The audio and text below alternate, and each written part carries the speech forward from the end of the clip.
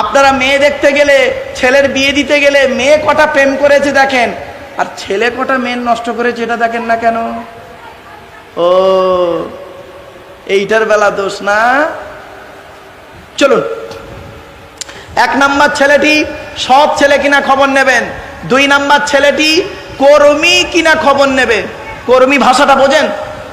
কর্মী, কর্মী মানে পরিশ্রম করে, কি বলেন আপনারা?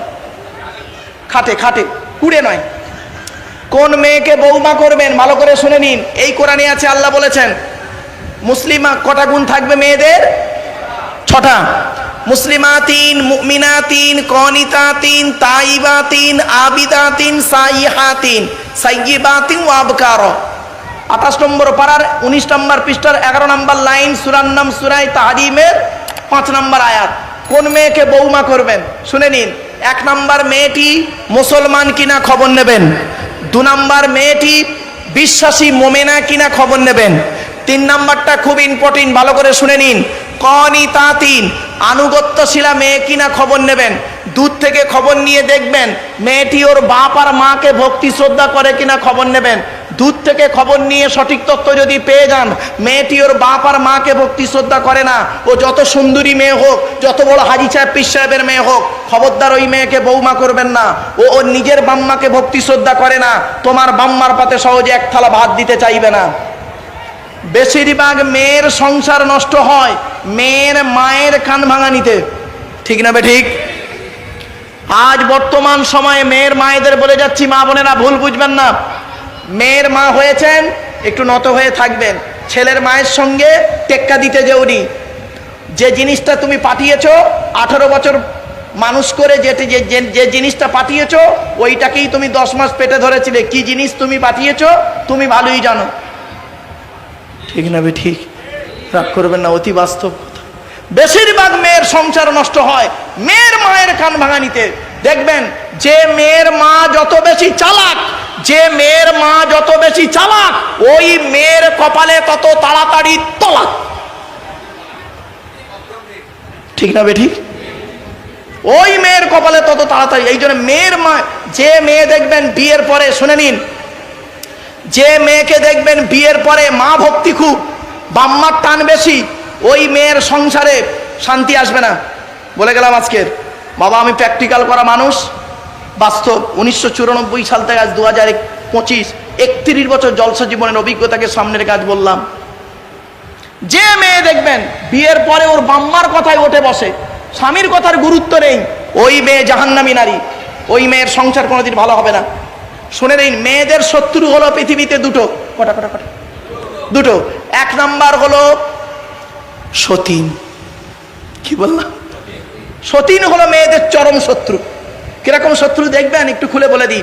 মেয়েদের বুদ্ধি দেখুন, মেয়েদের বুদ্ধি কিরকম। স্বামী মরে যায় যাক, সতীন তো বিধবা হলো। বুঝতে পারেনি না? ও নিজে যে বিধবা হয়ে গেছে ওর খেয়াল নেই, সতীন বিধবা হয়েছে, খুব খুশি। মেয়েদের আরেকটা শত্রুর নাম শুনুন, ননদ। ননদ, ননদ। এজন্য আপনাদের বলে যাচ্ছি, শুনে নিন, এই পুরুষেরা শুনে নিন, আপনি যখন আপনার বোনকে ছোলা, চিনি, জামা কাপড়, টাকা পয়সা দেবেন, বউকে না যাইনে দেওয়াটাই উত্তম, বউকে না যাইনে দেওয়াটাই উত্তম। আর এ বোকা অনেকে আছে, বউ পাগলা বিবির গোলাম, কি করে, বউকে, বোনকে একটা শাড়ি দিচ্ছে, বউকে জানিয়ে, জানো সোনা এইটা বোনকে দিচ্ছি, ওর কলজে ফেটে যাবে। বাস্তবটাই বললাম, ভুল বললাম বুঝি না? বাস্তবটাই বললাম। আচ্ছা, আপনারা কেন বইয়ের অনুমতি নেবেন না? আপনাদের তো বইয়ের অনুমতি নিতেই হবে, অবশ্যই নিতে হবে আপনাদের বইয়ের অনুমতি। কেন নেবেন? মনে আছে? রাগ করবেন না, আমার ওয়াজ তো মিচিরি ছুরি, মিষ্টি মিষ্টি ওয়াজ, আর অন্তরে ছুরি মারা ওয়াজ আমার। কেন বইয়ের অনুমতি নেবেন? মনে আছে? বিয়ের রাতে, বাসর রাতে, ফুলসজ্জার রাতে, বইয়ের ঘরে গভীর রাতে একা যখন ঢুকেছিলেন, কি বলেছিলেন? মাথা হেঁট করে মনে পড়ছে? 50,000 টাকা ইয়াম্মা গাড়ি 5 ভরি সোনার বিনিময়ে আজ থেকে তোমার বাপের কেনা চাকর গোলাম হইয়া গেলাম। তুমি যাহাই বলিবে তাহাই শুনিব। গন্ডগোল যদি করি মারিতে দ্বিধা বোধ করিবে না। তোমার বিরুদ্ধে যদি কোনোদিন কোনো গন্ডগোল করিয়া থাকি থানায় ঘেঙ্গলগঞ্জ থানায় বধূ নির্যাতন কেস দিয়া আমার বাপ আর মাকে জেল খাটাইয়া লকাবে ঢুকাইয়া আমার কেলানি দেবে। কথাটা শুনতে হাসি লাগছে, কিন্তু আমাকে বলতে কিন্তু বাধ্য হতে হচ্ছে। একেবারে কচি খোকা নয়, সব সাদা জানে, সব সাদা। মেহেন্দি করেছি তাই মনে হয় লাল হয়ে আছে, তাই এখানে আবার ধরা পড়ে গেছি। বাস্তবটাই বললাম বাবা। এজন্য অনুরোধ করে বলে যাচ্ছি, বইয়ের কথা শুনে বাম্মাকে কাঁদাবেন না। শুনে নিন একটা হাদিস বলছি, চমকে যাবেন। আজ আপনারা শাহপুরের মানুষ চমকে যাবেন এই হাদিসটা শুনে। আল্লাহর নবী একদিন সাহাবীদের বলছেন, তোমাদের বাড়িতে কারা আছে গো? কয় শ্রেণীর মেয়ে ছেলে আছে তোমাদের বাড়িতে? সাহাবীরা বললেন, ইয়া রাসূলুল্লাহ, আমাদের বাড়িতে 4 শ্রেণীর মেয়ে ছেলে আছে। কয় শ্রেণী? আপনারা আমার বাড়িতে আসছে কে কে? মা, বোন, মেয়ে, বউ। মা, বোন, মেয়ে, বউ। আল্লাহর নবী বললেন, তোমরা কি করে বুঝবে এই 4 শ্রেণীর মেয়ে ছেলে জান্নাতি না জাহান্নামী? আল্লাহর নবীর কথা শুনে সাহাবীরা অবাক হয়ে গেলেন। আল্লাহর নবী বললেন, শোনো আমার সাহাবীরা, আজকের বাড়িতে গিয়ে বুঝতে পারবে তোমার মা, বোন, মেয়ে, বউ জান্নাতি না জাহান্নামী। আজ সেই কথাগুলো আপনাদেরকে বলছি। আজ আপনিও বাড়িতে গিয়ে বুঝে নেবেন আপনার মা জান্নাতি নারী না জাহান্নামী নারী, আপনার মেয়ে জান্নাতি নারী না জাহান্নামী নারী, আপনার বোন জান্নাতি নারী না জাহান্নামী নারী, আপনার স্ত্রী জান্নাতি নারী না জাহান্নামী নারী। শুনে নিন, আল্লাহর নবী বললেন, যে সমস্ত নারীদের মধ্যে, যে সমস্ত মেয়েদের মধ্যে কমসে কম 6টা অভ্যাস থাকবে, ওই মেয়ে ছেলে যত নামাজ পড়বে, রোজা রাখবে, হজ করবে, ওই মেয়ে ছেলে হলো জাহান্নামী, জাহান্নামী, জাহান্নামী। 6টা অভ্যাস কি শুনে নিন, 6টা অভ্যাস কি শুনে নিন। এক না, অসুবিধা হচ্ছে আপনাদের বাবা? আমার কথা বুঝতে পারছেন আপনারা?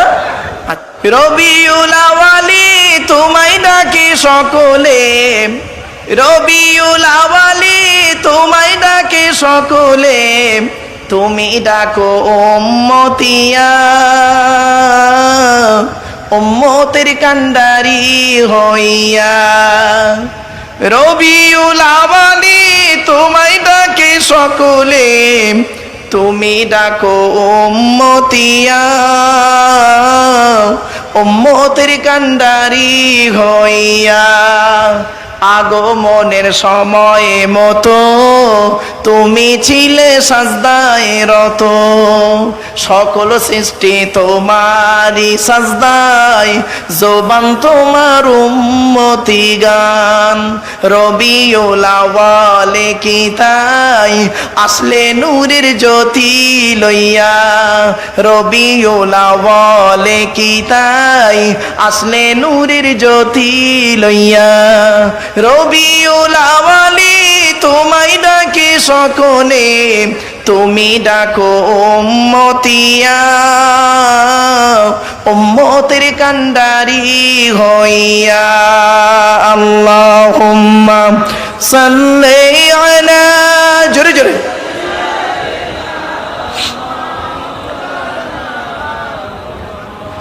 ওয়া আলা আলি সাইয়্যিদিনা। আমার বাপেরা, আল্লাহর নবী বললেন, কমসে কটা 6টা অভ্যাস যে নারীর মধ্যে থাকবে। ও আমার মা বোনরা ভালো করে শুনে নিন, মায়েরা বোনেরা, অনুরোধ করে আপনাদের করজোড়ে বলে যাচ্ছি, এই অভ্যাসগুলো যেন আপনাদের মধ্যে যেন না থাকে। যদি আপনার মধ্যে এই অভ্যাসগুলো থাকে, আপনি যতই নামাজ পড়ুন, হজ করুন আর রোজা রাখুন, যাকাত দিন, আপনি জাহান্নামী, জাহান্নামী, জাহান্নামী। 1 নাম্বারে নবীজি বললেন, যে মেয়ে ছেলে স্বামীর কথার উপরে কথা বলে, স্বামীর সঙ্গে মেজাজ দিয়ে কথা বলে, অনেক মেয়ে ছেলে আছে দেখবেন পাড়ার লোকের সঙ্গে কথা বলে মিষ্টি ভাষায়, আর স্বামীর সঙ্গে যখন কথা বলে মেজাজ দিয়ে কথা বলে। ওই নারী যত নামাজ পড়ুক, রোজা রাখুক, হজ করুক, ওই নারী হলো জাহান্নামী নারী। এই অভ্যাস যদি আপনার মেয়ের মধ্যে থাকে, আজকের বাড়ি থেকে মেয়েকে সাবধান করবেন। এই অভ্যাস যদি আপনার মায়ের মধ্যে থাকে, আজকের বাড়ি থেকে মাকে, মায়ের দুটো হাত ধরে বলবেন, মা দয়া করে তোমার দুটো হাতে ধরে বলি, খবরদার তুমি আব্বার সঙ্গে মেজাজ দিয়ে কথা বলে তুমি তোমার জাহান্নামটাকে কিনে নিও না মা। আজই আমি ওয়াজটা শুনে এসেছি।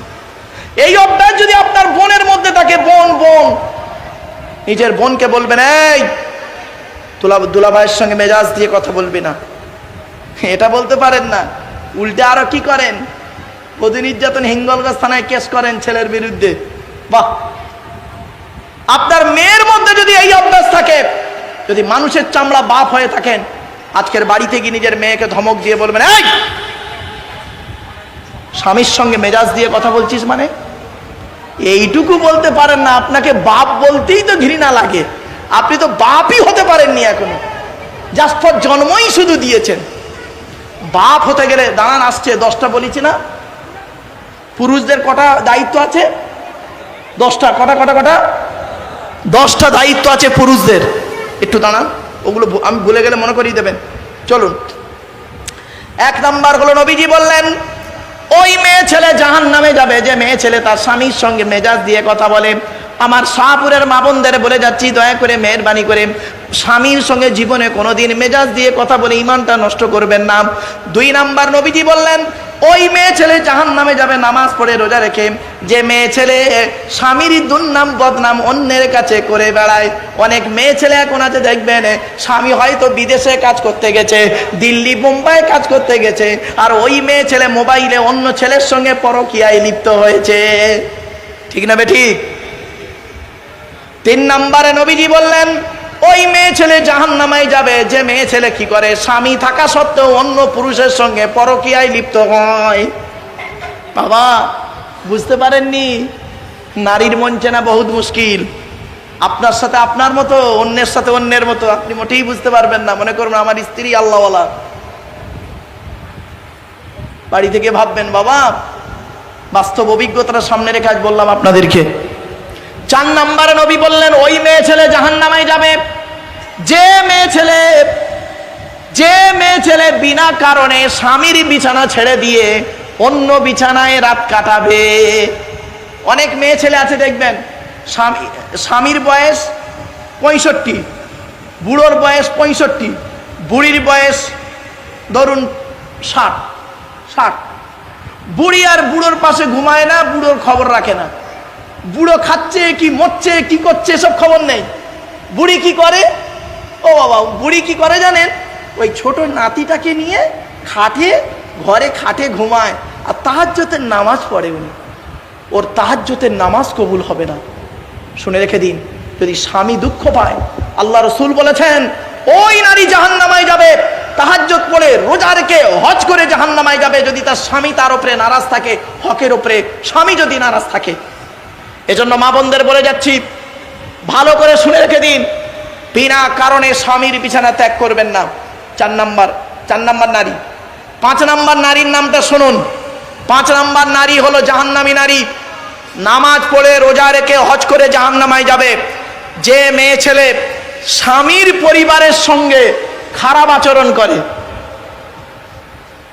স্বামীর পরিবারকে বলুন, একটু কথা বলুন আপনারা। স্বামীর বাপ, স্বামীর মা, স্বামীর ভাই বোন, স্বামীর পরিবারের সঙ্গে খারাপ আচরণ করে। অনেক মেয়ে ছেলে আছে দেখবেন, স্বামীর সঙ্গে ভালো ব্যবহার করে, স্বামীর বাম্মা দেখতে পারে না, স্বামীর বাম্মা দেখতে পারে না। এসব দোষ ওই মেয়েদের বলি না, ওই ডাইসটা খারাপ। বুঝতে পারছেন না? ডাইসটা কে মানে বুঝতে পারছেন? এই ডাইসটারই গন্ডগোল।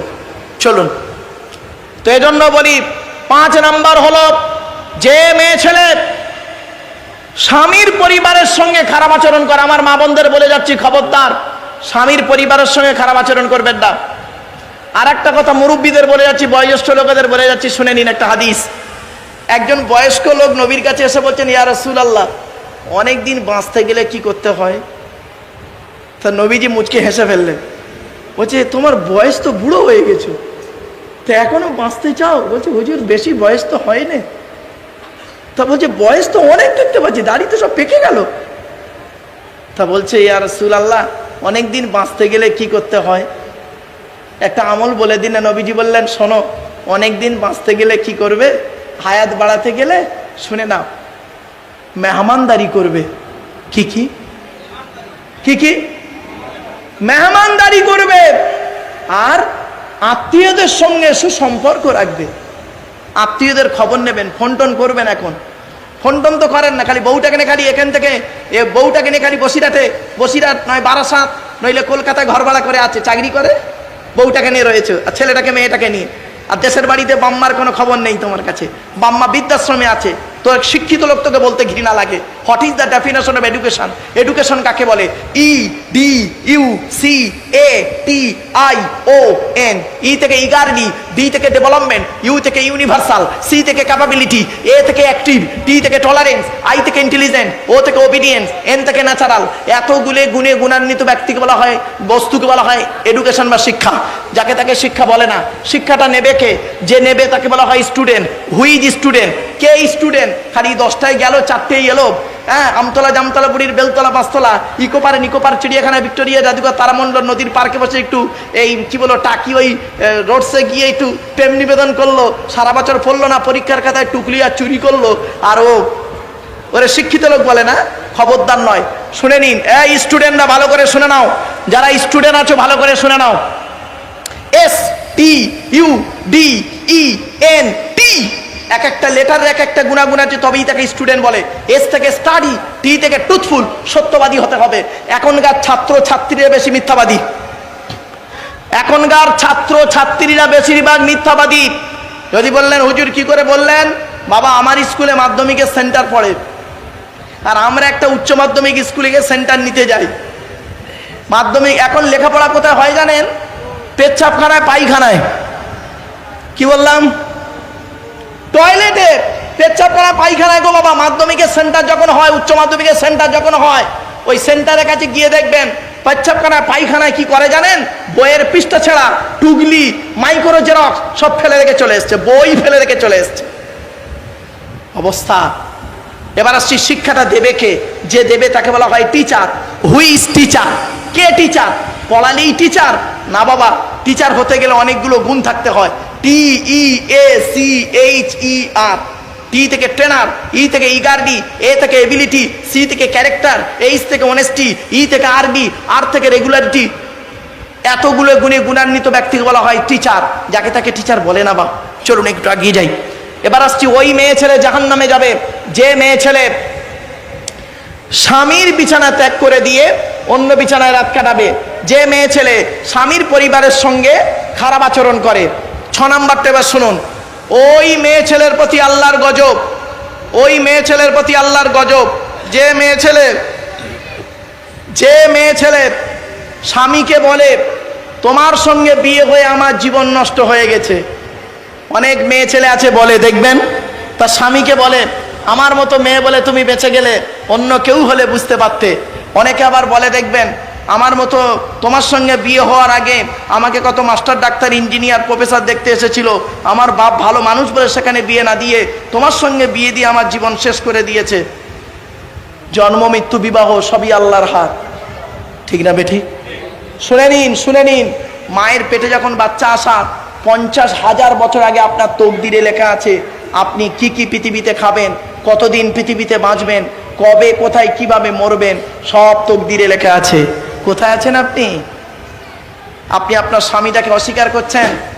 হ্যাঁ, আপনার আত্মাকে আল্লাহ পাক জিজ্ঞাসা করেছিল তুই কোন ছেলে হলে তোর পছন্দ বল, আপনি ওইটাকে পছন্দ করেছিলেন, এখন অস্বীকার করছেন। বাড়ি থেকে ভাববেন। এর অনেক আলোচনা, তকদিরের আলোচনা না বাবা, খুব দীর্ঘ আলোচনা, ওদিকে আমি যাচ্ছি না, জাস্ট আপনাদের বোঝার জন্য একটু বলে গেলাম। এই জন্য এই 6 শ্রেণীর মেয়ে ছেলে জাহান্নামী হবে। আমার মা বোনদের বলে যাচ্ছি, খবরদার স্বামীকে মূল্যায়ন করতে শেখুন, স্বামীকে মূল্যায়ন করতে শেখুন। এবার স্বামীদেরও দায়িত্ব, এই বাচ্চারা এই ওদিক যা। আসলে কি জানেন, চলেন বাবা দরুদ শরীফ, আল্লাহুম্মা সাল্লি আলা, শেষ করে দেবো, চিন্তা নেই, আর কয়েক মিনিটের মধ্যেই শেষ হয়ে যাবে, চিন্তা নেই। একটু আগিয়ে আগিয়ে আসেন বাবা, যে যেখানে আছেন ভেতরে ঢুকে পড়ুন।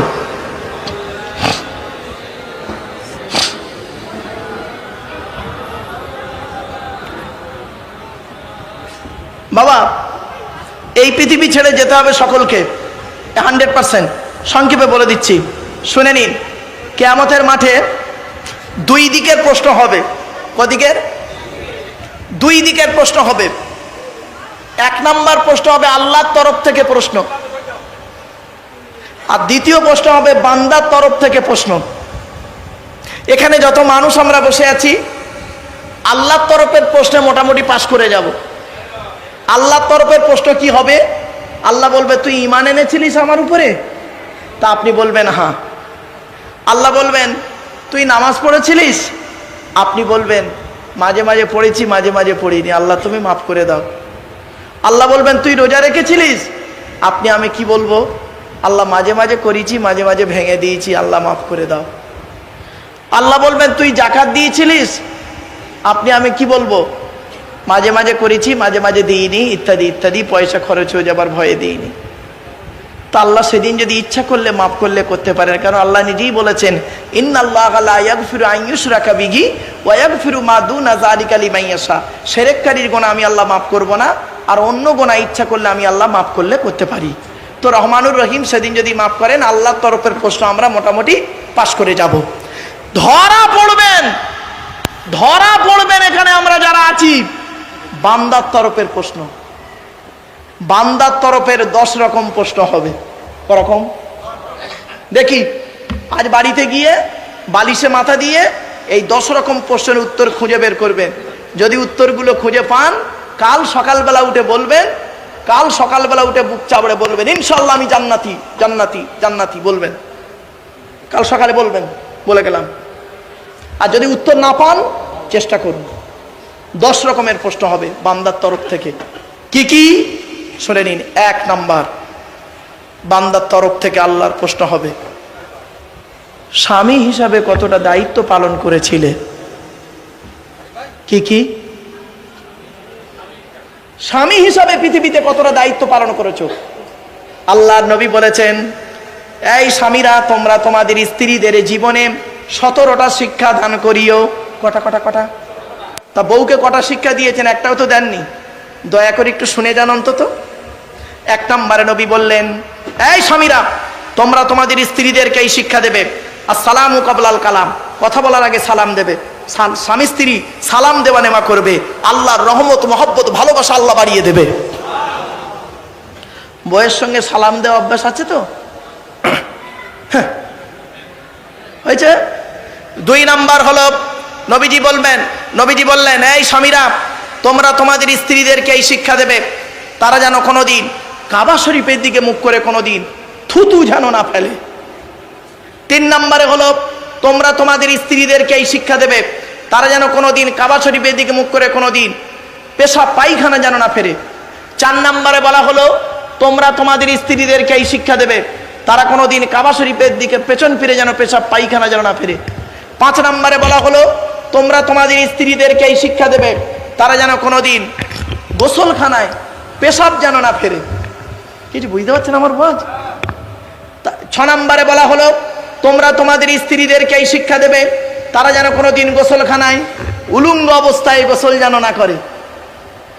7 নম্বরে বলা হলো তোমরা তোমাদের স্ত্রীদেরকে এই শিক্ষা দেবে, তারা যেন কোনোদিন হাতের চুড়ি, আপনারা কি বলেন, হাতের চুড়ি তারা যেন কোনোদিন দুটো ব্যবহার যেন না করে।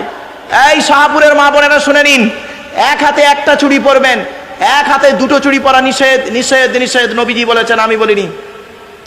আল্লাহর নবী যখন এই হাদিসটি বললেন তোমরা তোমাদের স্ত্রীদেরকে এই শিক্ষা দেবে, তারা যেন এক হাতে একটা চুড়ি পরে, হযরতে ওমর রাদিয়াল্লাহু তাআলা আনহু নবীর বাম দিকে বসেছিলেন, উঠে দাঁড়িয়ে বললেন, ইয়া রাসূলুল্লাহ, আমার স্ত্রী যদি এক হাতে 2 বা 2 এর বেশি চুড়ি পরে ক্ষতিটাই কি?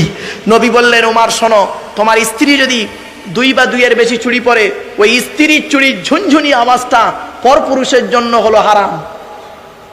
কিছু বুঝতে পারছেন ওয়াজ? এরপরে নবীজি বললেন তোমরা তোমাদের স্ত্রীদেরকে এই শিক্ষা দেবে, তারা যেন কোনোদিন মাথার বালিশ, আপনারা কি বলেন, মাথার বালিশ তারা যেন কোনোদিন দুটো ব্যবহার যেন না করে। স্বামী একটা বালিশ, স্ত্রী একটা বালিশ, এইরকম আলাদা আলাদা বালিশে তারা যেন না ঘুমায়। বলে কিভাবে ঘুমাবো? আল্লাহর নবী বললেন, স্বামী স্ত্রী যখন ঘুমাবে একটি মাত্র লম্বা বালিশে মাথা রেখে ঘুমাবে। স্বামী স্ত্রী যদি এক বালিশে মাথা রেখে ঘুমায়, আল্লাহর রহমত, মহব্বত, ভালোবাসা আল্লাহ বাড়িয়ে দেবে। এই ওয়াজটা শোনার পরে অনেক মুরব্বী বাবাজি মনে মনে বলছে, ওরে মারুফ, 20 বছর আগে ওয়াজটা কেন করলি না? তোর চাচি আর শুতে নেই না। এমনি বললাম। চলেন এরপরে আসছি, শুনে নিন এসব বাবা, এইসব মজার হাদিসগুলো তো আপনারা পাবেন কোথা? এরপরে নবীজি বলেছেন, এই স্বামী তার স্ত্রীর 3 জায়গায় চুমা দেবে। চুমা 3 জায়গায় চুমা দেওয়ার কথা হাদিসে আছে। আল্লাহ নবী বললেন, 1 নাম্বার হলো কুব্বালাতুল খাদ্দে। কুব্বালাতুল মানে চুমা, খাদ্দুন মানে গাল, কুব্বালাতুল খাদ্দে। 1 নাম্বার নবীজি বললেন স্বামী তার স্ত্রীর গালে চুমা দেবে। 2 নাম্বার কুব্বালাতুল আইনাইনে, 2 চোখের মাঝখানে অর্থাৎ কপালে চুমা দেবে। 3 নাম্বার কুব্বালাতুল ইয়াদে, হাতে চুমা দেবে। হাতের এই জায়গাটায় চুমা দিতে হয়। এ বোকারা বোঝে না, এই জায়গায় চুমা দেয়। এই জায়গাতে 19টা রগ আছে। কটা 19টা রগ আছে। দয়া, মায়া, মমতা, ভালোবাসা, ভক্তি, শ্রদ্ধা, সম্মান সব লুকিয়ে আছে। এই জায়গায় স্বামী যখন স্ত্রীর চুমা দেয়, মহব্বত, ভালোবাসা আল্লাহ বাড়িয়ে দেয়। জোরে বলুন সুবহানাল্লাহ। যা ভুল হয়েছে, আজকে সব কাজা আদায় করবে। যাও, এমনি বললাম বাবা, হাসির চলে একটু কেন বললাম, গভীর রাতে তো একটু মাঝে মাঝে একটু হাসির চলে কেন কথা বলি জানেন? মাইন্ডটা একটু ফ্রি করার জন্য। চলুন এগিয়ে যাচ্ছি। এরপরে নবীজি বললেন, এই স্বামীরা, তোমরা তোমাদের স্ত্রীদেরকে নামাজের শিক্ষা দেবে। তোমরা নিজেরাও নামাজ পড়বে, স্ত্রীকে নামাজের শিক্ষা দেবে। এরপরে নবীজি বললেন, এই স্বামীরা, তোমরা যেমন খাবে স্ত্রীদের তেমন খাওয়াবে, তোমরা যেমন পড়বে স্ত্রীদের তেমন পড়াবে। এরপরে নবী বললেন, এই স্বামীরা, তোমরা কি করবে? তোমাদের স্ত্রীদের হাতের কাজের সহযোগিতা করবে। আল্লাহর নবী তার স্ত্রীদের 3টে কাজ করে দিতেন। কটা 3টে কাজ করে দিতেন। কি কি শুনে নিন। আম্মা জান আয়েশা বর্ণনা করছেন, আল্লাহর নবী বাড়িতে 3টে কাজ করতেন প্রায় সময়। 1 নাম্বার নবীজি করতেন কি, কুয়া থেকে পানি তুলে আমার থালা বাসনগুলো মাঝে মাঝে মেজে দিতেন। জোরে বলুন সুবহানাল্লাহ। আপনি যদি আপনার স্ত্রীর থালা বাসন একদিন মেজে দেন, আপনাকে মনে হবে কি বইয়ের চাকর? ছি ছি ছি ছি ছি। যারা এইসব মনে করে তাদের মতো নিকৃষ্ট লোক পৃথিবীতে নেই। শুনে নিন, স্ত্রীর কাজে সহযোগিতা করা হচ্ছে সুন্নাহ, আল্লাহ রসুল করেছেন। শুনে নিন, 1 নাম্বার আম্মা জান আয়েশা বলছেন, নবীর স্ত্রী আম্মা জান আয়েশা বলছেন, 1 নাম্বার নবীজি আমার করতেন কি, মাঝে মাঝে থালা বাসনগুলো মেজে দিতেন। 2 নাম্বার নবীজি করতেন কি, ঝাঁটাখানা নিয়ে, ঝাঁটা নিয়ে নবীজি মাঝে মাঝে ঘর বারান্দা মাঝে মাঝে ঝাঁটও দিয়ে দিতেন। জোরে বলুন। 3 নাম্বার, অনেক সময় আমার রান্না কমপ্লিট হতো না, ইনকমপ্লিট থাকতো, নবীজি মাঝে মাঝে করতেন কি, আমার সঙ্গে রান্নার কাজে সহযোগিতা করতেন। জোরে বলুন সুবহানাল্লাহ।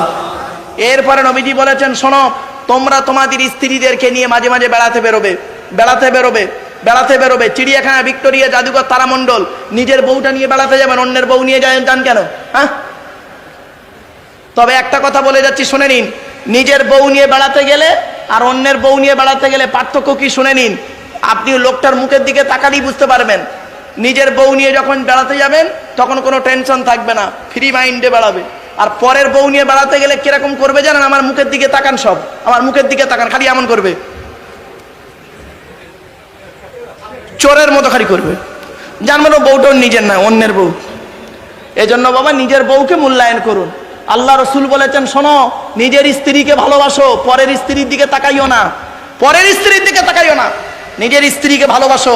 আল্লাহ পাক তোমার মানে তকদিরে যে স্ত্রী দিয়েছে, অতি উত্তম স্ত্রী দিয়েছে, তুমি তার প্রতি ভক্তি ভালোবাসা রাখো, তার সঙ্গে বিশ্বাসঘাতকতা করো না, তার সঙ্গে বিশ্বাসটা রাখো, আল্লাহ খুশি হয়ে যাবে। জোরে বলুন সুবহানাল্লাহ।